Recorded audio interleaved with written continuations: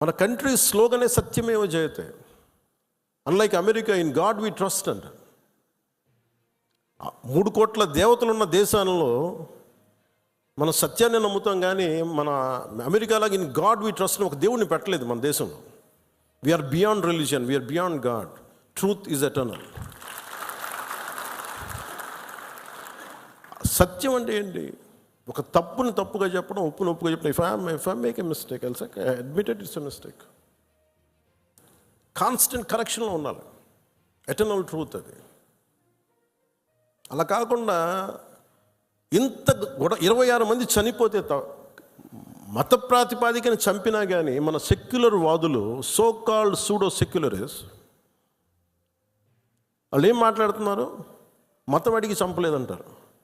చనిపోయిన మధుసూదన్ గారి భార్య, అందరూ వాళ్ళు అబద్ధాలు చెప్తారు. వాళ్ళు పాకిస్తాన్ని ప్రేమిస్తా అంటారు.